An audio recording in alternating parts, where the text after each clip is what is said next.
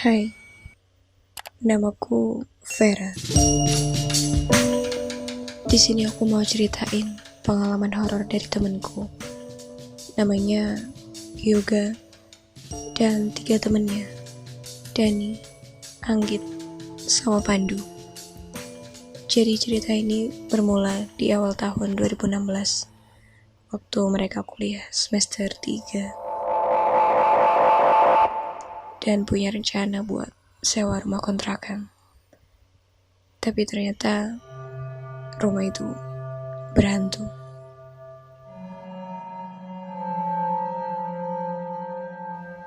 Waktu itu Yoga, Dani, sama Anggit, mereka bertiga memutuskan buat cari rumah kontrakan buat ditinggalin bareng, dimana memang harganya relatif lebih murah daripada mereka kos.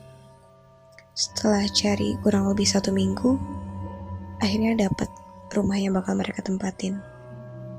Ini lokasinya di Semarang, tepatnya di Semarang Timur. Ya, cukup jauh sih dari kampus mereka yang berada tepat di tengah kota Semarang. Alasannya karena memang murah dan fasilitas yang didapat pun bisa dibilang lengkap. Akhirnya mereka sepakat buat nempatin rumah itu. Ditambah 1 mahasiswa baru, temannya Dani, Pandu namanya. Hari Kamis sore, setelah selesai kuliah, Yoga sama Dani survei ke lokasi. Mereka ketemu sama pemilik kontrakan dan dipersilakan masuk buat ngeliat ruangan, kamar, dan semuanya. Mereka cek detail peruangan itu.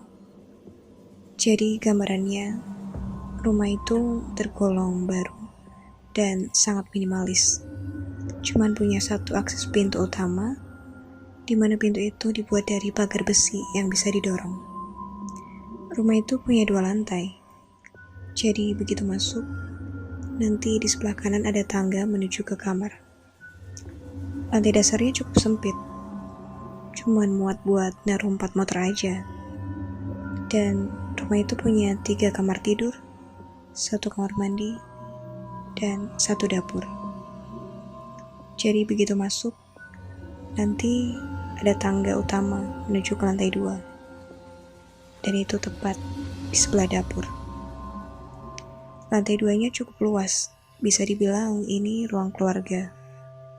Ada 1 kamar mandi yang di atasnya ada tendon air, ruang keluarga, dan 2 kamar tidur, yang salah satunya punya akses tangga menuju pintu utama.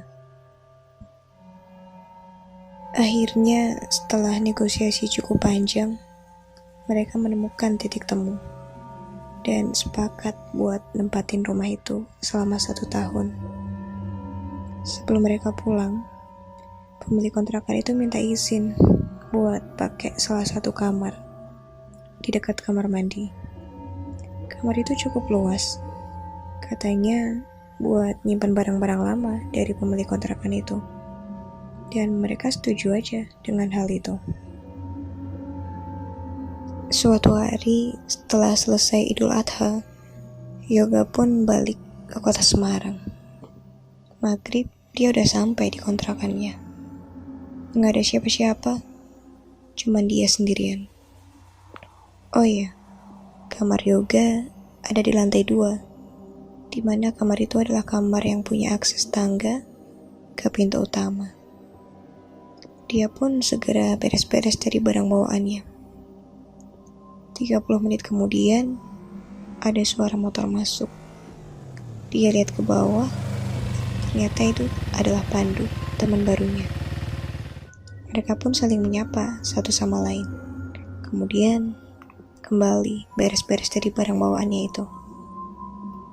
Sekitar jam 10 malam, Yoga turun ke bawah buat ngobrol sama Pandu tentang kegiatannya sebagai mahasiswa baru. Nggak kerasa, waktu udah jam 1 dini hari. Pandu pun tidur ke kamarnya. Dan Yoga waktu itu matiin lampu di lantai 1. Dia masih main HP nggak jelas sampai jam 3. Dan buat ngusir sepi, dia bergumam, sebat dulu. Kemudian rasa buang air kecil pun gak terhindar. Dia ke kamar mandi. Tiba-tiba dia dengar ketukan cukup keras di lantai 2. Ketukannya seperti tok, tok, tok. Dia pikir mungkin itu tikus atau angin. Lama-kelamaan, suara itu terdengar semakin jelas. Dan sumber bunyi itu ada di kamar mandi ini, yaitu di kamar mandi lantai 2. Dia pun panik, takut terjadi sesuatu. Dia lari ke lantai 2. Pas lewat tangga, ketukan itu malah makin keras dan kencang, mengikuti detak jantung yang panik waktu itu. Setelah sampai di lantai 2, dia berteriak, "Woi!" Dan suara menjadi hening. Dia cek satu persatu termasuk kamar mandi itu. Hasilnya pun nihil. Beberapa hari kemudian, kontrakan itu udah mulai rame karena ada Anggit sama Dani. Pas hari Jumat, Anggit memutuskan buat pulang ke rumah. Jadi cuma ada Yoga, Dani, sama Pandu. Dan mereka kedatangan tamu, teman SMA Yoga, Wildan namanya. Wildan memutuskan buat nginep di kontrakan mereka. Dan malam itu mereka habiskan buat main PES 2017 sampai jam 1 dini hari. Dan akhirnya Wildan memutuskan buat tidur di kamar Yoga. Yoga pun ikut ke kamar, bukan buat tidur, tapi buat ngerjain tugas. Waktu itu Pandu tidur di sebelah Dani yang lagi nonton TV. Lampu di ruang keluarga dimatiin sama Yoga. Jadi cuma ada satu lampu penerangan, yaitu lampu di dekat kamar mandi, lantai 2. Pas lagi fokus kerjain tugas, tiba-tiba Dani teriak manggil nama Yoga. Yoga, ini Pandu kenapa?" Dan Yoga pun kaget, langsung menemui mereka berdua tuh. Lalu Dani cerita ke Yoga. Waktu Pandu tidur, tiba-tiba dia kejang, terus kebangun. Yoga pun lihat Pandu dengan posisi tidur yang terlentang, mata sama mukanya merah, tapi tubuhnya lemas, gak bisa ngomong. Setelah beberapa menit nenangin Pandu, akhirnya Pandu pun cerita dengan suara terbata-bata. Katanya dia lihat semuanya ada di sini. Dia cerita ada nenek-nenek renta yang menemui mereka di ruangan yang sama. Dan dia nyuruh mereka buat tutup mata. Tapi setelah buka mata, ternyata cuma ada Pandu sendirian di ruangan itu. Dan sekitarnya jadi gelap. Dia lihat banyak sosok makhluk halus di ruangan itu, seperti bayangan hitam yang muncul. Lalu ada beberapa anak kecil yang sedang menggerayangi tubuh Pandu. Akhirnya dia pun takut dan kejang-kejang, lalu kebangun. Kemudian setelah tenang, Pandu kembali buat lanjutin tidurnya. Setelah kejadian Pandu itu, mereka udah gak pernah lagi ngomongin hal itu. Yoga mikir, ya mungkin gak bakal lagi ada kejadian mistis di rumah itu. Dia mencoba positive thinking aja, tapi ternyata dia salah. Malah sekarang giliran dia yang ngalamin hal paling mengerikan yang pernah dia alamin di hidupnya tuh. Waktu itu suatu malam, Yoga kebangun dari tidurnya sekitar jam 2:30 pagi. Pintu kamarnya masih kebuka, jadi dia masih lihat Dani tidur di ruang keluarga. Seperti biasa, setiap mereka tidur, cuma ada satu lampu penerangan aja. Itu lampu di dekat kamar mandi lantai 2. Keadaan itu dia sadar. Bahkan dia masih sempat buka HP buat lihat status BBM di zaman itu. Nggak berselang lama, tiba-tiba tubuhnya dia kaku. HP yang dia pegang pun jatuh ke dada. Hawa dingin pun mulai menusuk dan menyelimuti tubuhnya. Dengan mata yang jelas, dia lihat bayangan hitam dari atas kamar mandi. Lebih tepatnya, di tanah air itu turun. Turun, turun, dan terus mendekat. Dan lebih dekat hingga akhirnya dia berhenti di depan pintu kamar Yoga. Lampu penerangan pun jadi terhalang sama bayangan itu. Dengan mata yang jelas, dia melihat bayangan itu.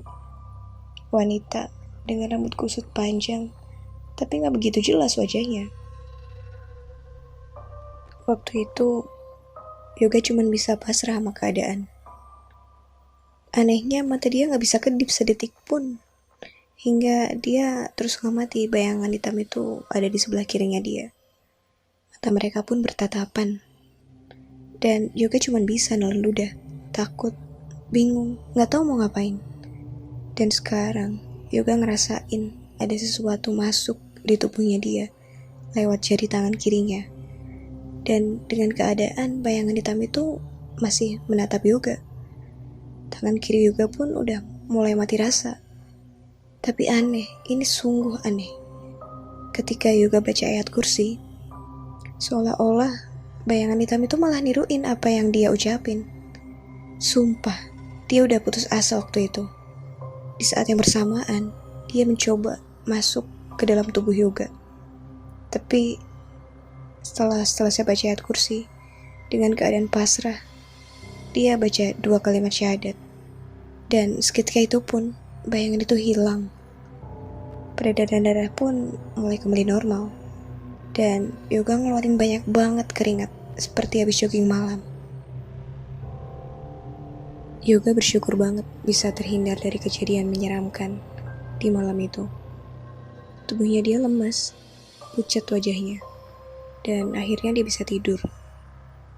Keesokan harinya, dia sadar ada beberapa helai rambut panjang, kusut, ada di sebelah kiri, tepat di mana bayangan hitam itu semalam berada.